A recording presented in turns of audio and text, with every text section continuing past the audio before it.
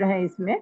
पिपलाद पिपलाद के पुत्र पैपलादी और भगवान जबाली का परम तत्व के विषय में प्रश्नोत्तरी है। तो प्रमुख प्रश्न क्या है? लड़का,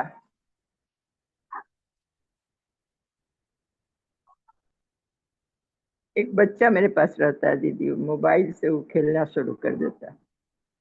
अच्छा, रिकॉर्डिंग चल रहा है लेकिन कोई बात नहीं। हाँ। कोई बात नहीं, अब बोलिए। तो प्रमुख प्रश्न है कि तत्व क्या है, जीव कौन है, पशु कौन है, ईश कौन है, और मोक्ष प्राप्ति का क्या उपाय है। बहुत सुंदर प्रश्न है। आज हमें भी बहुत सारी नई बातों की जानकारी हुई। पशुपति नाथ हमारे यहाँ बगल में नेपाल में ही है, पर हम समझते नहीं थे ये है क्या। इन्हीं सब प्रश्नों का उत्तर क्रमशः जवाली मुनि देते हैं और अंत में उपनिषद प्रतिपादित जो ज्ञान की महिमा है उसका वर्णन करते हुए प्रश्नोत्तर का विराम दिया जाता है। तो बहुत सुंदर बात, सटीक बात है। 23 मंत्रों के बीच में शांति पाठ के द्वारा शुरू हुआ। दीदी ने संस्कृत अच्छा पढ़ा, तो आइए हम लोग हिंदी में समझने का प्रयास करते हैं। जो ऋषि पैपलादी पिपलाद के पुत्र हैं, वे क्या कहते हैं? जबाली से प्रश्न करते हैं कि हे भगवान, मेरे प्रति परम तत्व के रहस्य का वर्णन करें। तत्व क्या है, परम तत्व क्या है, जीव क्या है, पशु कौन है, ईश कौन है, मोक्ष प्राप्ति का उपाय क्या है। महर्षि जबाली ने कहा कि आपने बहुत श्रेष्ठ प्रश्न किया और मुझे जो ज्ञात है वह सब मैं आपसे निवेदन करता हूँ। पैपलादी पूछते हैं कि यह सब आपको कहाँ से ज्ञात हुआ है भगवान? तो जबाली कहते हैं कि षडानन से ज्ञात हुआ। हम लोग षडानन को समझे। षडानन कार्तिकेय भगवान को कहते हैं। पैपलादी पुनः उत्तर पूछते हैं, पुनः प्रश्न पूछते हैं कि षडानन को कहाँ से यह ज्ञान प्राप्त हुआ। अब जबाली कहते हैं कि उन्हें यह ज्ञान ईशान से प्राप्त हुआ।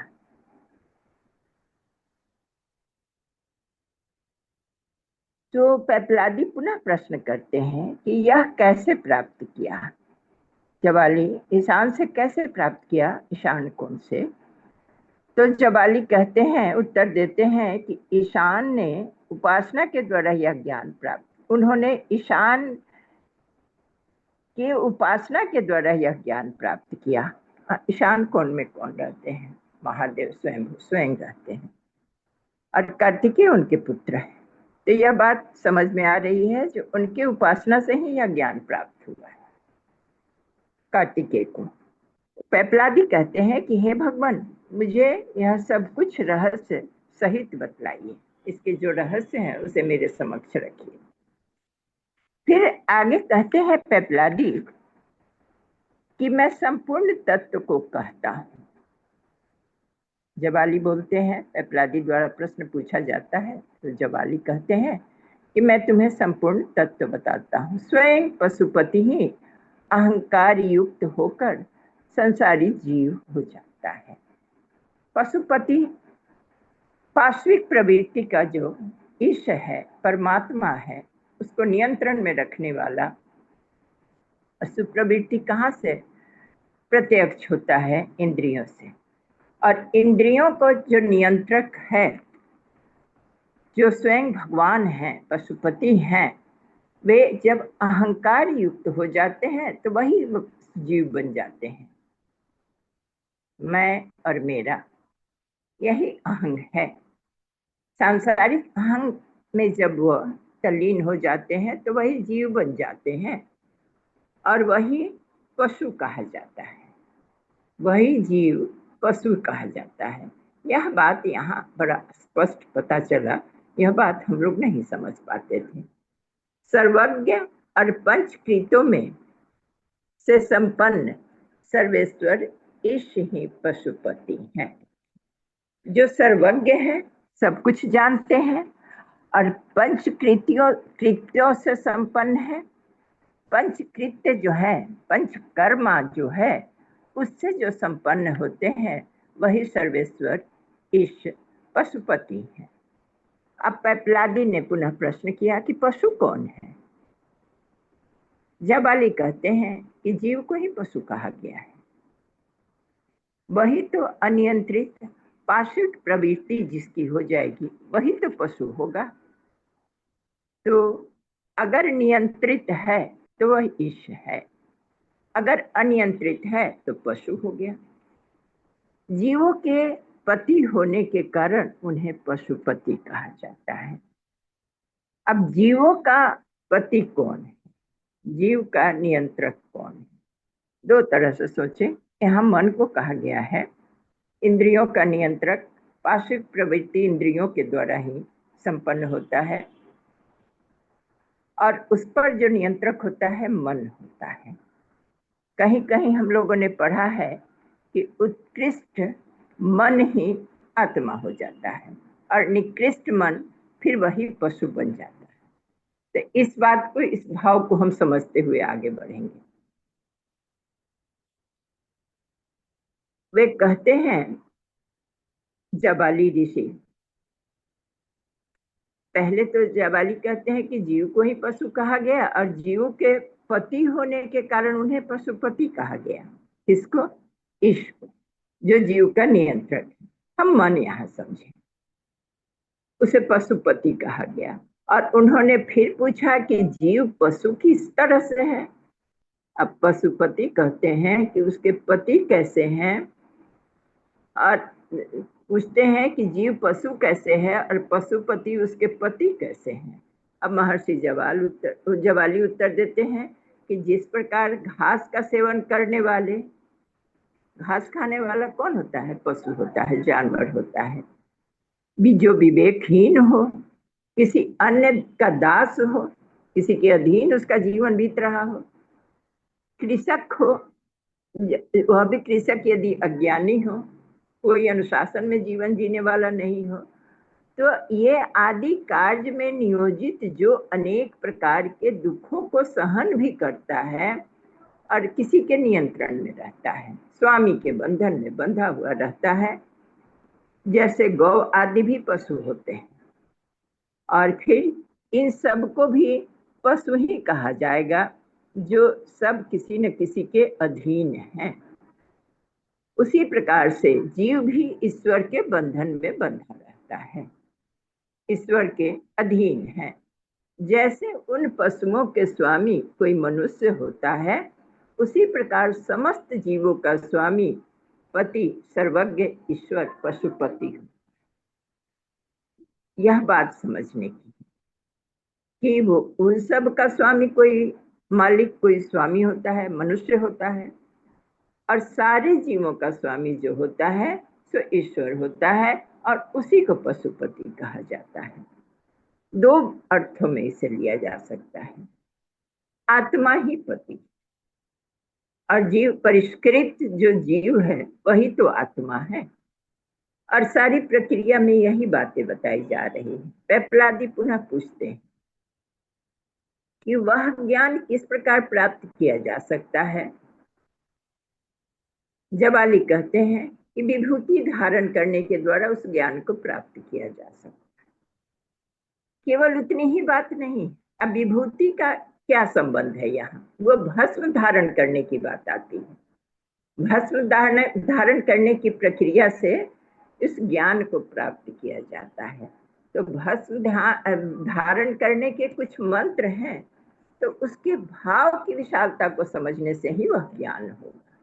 सीधे हम कर्म कांड क्रियाएं कर देते हैं, उससे उसका ज्ञान प्राप्त नहीं हो सकता है। उसका चिंतन मनन की आवश्यकता होती है, तब वो ज्ञान प्राप्त किया जा सकता है। पेपलादी पुनः पूछते हैं कि उसे धारण करने की क्या विधि है, मतलब उस विभूति को, उस भस्म को धारण करने की विधि हमें कृपया बताएं।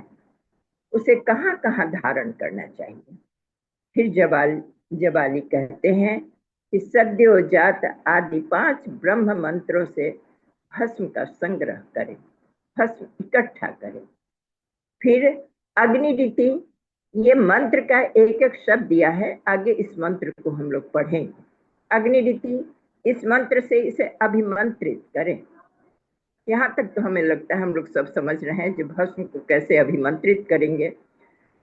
फिर मानस तोक यजुर्वेद का 16 अध्याय का 16वां मंत्र से इसको उठाएं।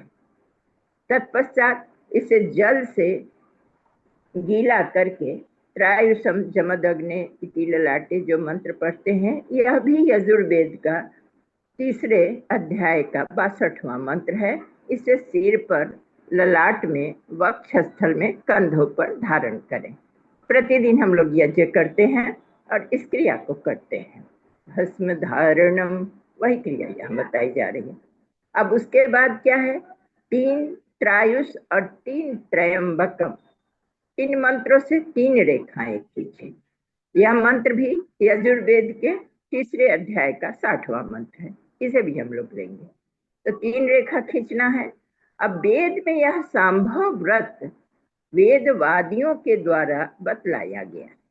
वेद से ही ये मंत्र लिए गए हैं।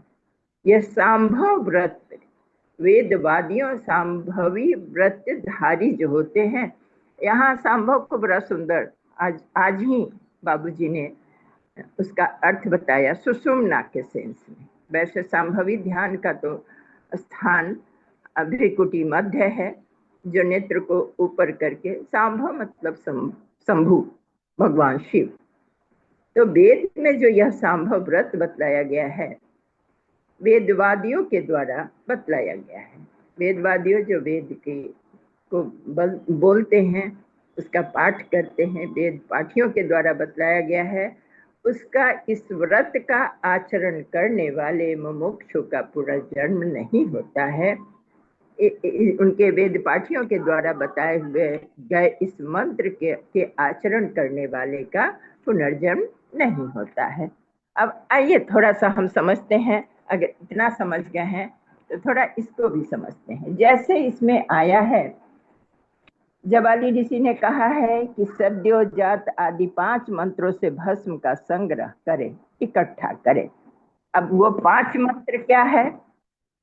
तो वो 5 मंत्र है इस तरह से। ओम सद्योजातम प्रपद्यामि, सद्योजाताय वै नमो नमः। भवे भवे नाति भवे भवस्य माम, भवोद्भवाय नमः। वामदेवाय नमो, ज्येष्ठाय नमः, श्रेष्ठाय नमो, रुद्राय नमः, कालाय नमः, कल विकरणाय नमो नमः।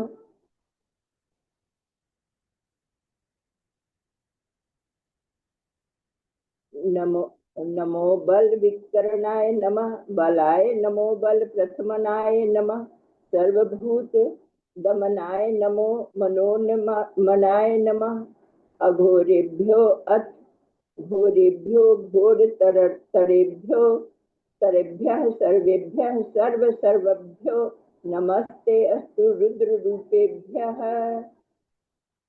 तत्पुरुषाय विद्महे महादेवाय धीमहि तन्नो रुद्रः प्रचोदयात्। यह रुद्राष्टाध्याय का मंत्र है। अग्निरिति ओम अग्निरिति भस्म, वायुरिति भस्म, जलमिति भस्म, सबलमिति भस्म, व्योमिति भस्म, सर्वहववाइदं भस्म, मम एतानि चक्षुषी भस्मानि इति आहनि। सूत्रावली पृष्ठ संख्या 65 से यह मंत्र लिया गया। तो यहाँ आरंभ में बताया गया कि इसको संग्रह करें, इन सभी मंत्रों से इसे अभिमंत्रित करें। अब उसके बाद उसे यजुर्वेद के इस मंत्र से उसको उठाना है, हाथ में उठाना है। ये मंत्र से त्रिपुंड लगाने की इतनी विस्तार से विधि बताई गई है। यह मंत्र है, ये सभी अष्टाध्यायी के मंत्र हैं। मानस्तो के तनये माँ, न आयुषी माँ, नो गोषु माँ, नो अश्वेषु ऋषिशः, मानो वीरान रुद्र भामिनो, बधिर हविष्मन्तः सदमित त्वा हवामहे। तो ये मंत्र से उसको उठाना है हाथ में। फिर क्या करना है? उसे जल से गीला करना। अब जल से गीला करने का मंत्र भी यजुर्वेद के तीसरे अध्याय का 62वां मंत्र है। वो गीला कैसे करेंगे? तो हम लोग प्रतिदिन उस मंत्र को पढ़ते हैं। वो मंत्र है त्रायुषम जमदग्ने कश्यप त्रायुषम यद्देवेषु त्रायुषम तन्नो अस्तु त्रायुषम।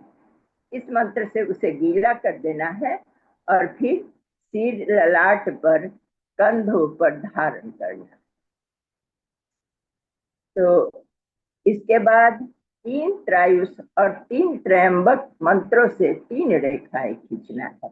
अब 3 त्रायुष मंत्र क्या है, इसको हम लोग थोड़ा समझे। तो 3 त्रायुष मंत्र मतलब त्रायुषम जमदग्ने कश्यप त्रायुषम यद्देवेषु त्रायुषम तन्नो अस्तु त्रायुषम, इसको 3 बार पढ़ना है। कल भैया ने 3-3 बार करके मंत्र में का पढ़ा रहा था, अमन भैया। तो इसका यही मतलब है जो इसको 3-3 बार पढ़कर ये 3 त्रिपुंड खींचेंगे। त्रायुषम जमदग्ने कश्यप त्रायुषम यद्देवेषु त्रायुषम तन्नो अस्तु त्रायुषम, त्रायुषम जमदग्ने कश्यप त्रायुषम यद्देवेषु त्रायुषम तन्नो अस्तु त्रायुषम। 3 रेखाएं खींचना है और 3 त्रयंबक मंत्र भी साथ साथ पढ़ना है। त्रयंबक मंत्र क्या है? यह भी यजुर्वेद का 60वां मंत्र है। तो 60वां मंत्र यजुर्वेद के तीसरे अध्याय का 60वां मंत्र ही त्रयंबकम यजामहे सुगंधिम पुष्टिवर्धनम उर्वारुकमिव बंधनानि मृत्योर्मुक्षीयमामृतात्।